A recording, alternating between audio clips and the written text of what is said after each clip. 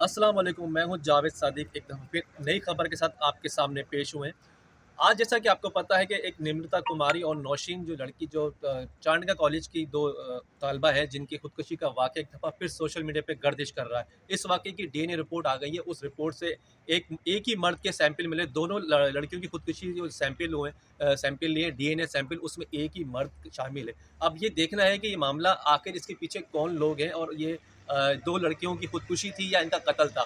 क्योंकि social media पे इस वक़्त ये काफ़ी ट्रेंड कर रही है और लोग इसके ऊपर जो है काफ़ी बात कर रहे हैं और वो ये चाहते हैं कि जो बच्चियों के कत्ल में मुलविस है, यानी कि उनका कत्ल हुआ है, तो उनके खिलाफ बाकायदा तहकीकात होनी चाहिए, इनको गिरफ्तार किया जाए। यहाँ तक कि उन सबको उस मुलविस जो शख्स है उसके खिलाफ ये कहा जा रहा है कि उसको सज़ाए मौत सरेआम दी जाए। अब ये देखना ये है कि ये निमृता कुमारी का जो खुदकुशी का जो मैटर था, क्या वो खुदकुशी थी या कत्ल था। इसके अलावा परवीन हिंद के साथ जो है हरासमेंट का वाक़या सामने आया, जिसमें उसने बाकायदा फ़ज़ीला सिंध से अपील की थी, जिसके ऊपर आज हमें जो नई अपडेट आई है वो ये है कि 3 मुल्ज़िमान, जिसमें ख़वातीन और जो वीसी है मेडिकल कॉलेज का, उसके खिलाफ मुकदमा दर्ज कर लिया। लेकिन यहाँ एक बात आपको बताते चलें कि मुकदमा दर्ज करते ही वो बंदे फ़रार हो गए। यानी यही हमेशा से हुकूमत में रहा है कि जब भी मुकदमे दर्ज होते हैं तो जो मुल्ज़िमान होते हैं वो बआसानी फ़रार हो जाते हैं, चाहे वो अदालत हो या कोई मैटर हो, उसमें वो मुल्ज़िमान फ़रार रहते हैं। अब एक परवीन हिंद को इंसाफ दिलाने के लिए सोशल मीडिया पे एक बहुत बड़ी कैंपेन चल रही है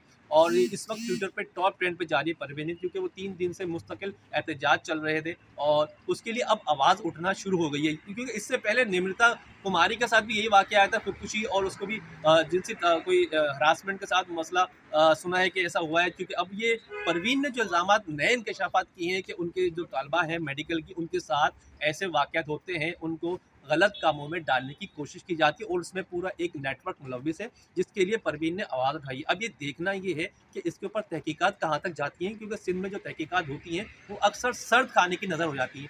अभी तक जो है ज़्यादातर यही हुआ है कि जितने भी केसेस हैं आए हैं अब तक सिंध हुकूमत में और सिंध के अंदर जो अंदरूनी सिंध में ख़ास तौर पे जो कुछ चल रहा है, उसके मुल्ज़िमान की ज़्यादातर मुल्ज़िमान को सज़ा नहीं मिली। अब क्या परवीन हिंद को भी क्या इंसाफ मिलेगा, या वो भी इसी तरह चक्कर काटती रहेगी अदालत के? क्योंकि अभी तक उसको इंसाफ मिला तो नहीं है, सिर्फ मुकदमा दर्ज हुआ है और मुल्ज़िमान अब भी फ़रार हैं। और ये हम जहाँ तक हमारे पास इन्फॉर्मेशन वो ये है कि परवीन हिंद को अभी भी जान का बहुत खतरा है और पुलिस ने उनको प्रोटेक्शन तो दी है, लेकिन अब ये कितनी हिफाजत का पुलिस कर सकती है, क्योंकि अंदरूनी सिंध का वाक़या है, दादू की लड़की है, निम्रता भी दादू की थी और ये दादू की लड़कियों के साथ हो क्या रहा है, ना कोई देख रहा है, ना इनको कोई इंसाफ फराहम कर रहा है। तो अभी हम ये आगे जाके देखते हैं कि ये मामला कहाँ जाके रुकेगा और मेरे ख्याल से चीफ जस्टिस साहब को इस पर आज खुद नोटिस लेना चाहिए, क्योंकि ये लड़की मुस्तकिल 3 दिन से रो रही है, वो पुकार रही है, मदद मांग रही है, लेकिन अब तक इसको कोई खास मदद नज़र नहीं आई, सिर्फ ज़बानी कलामी काम हो रहा है। और अब देखते हैं आगे क्या होता है। अगली वीडियो तक के लिए दीजिए इजाज़त।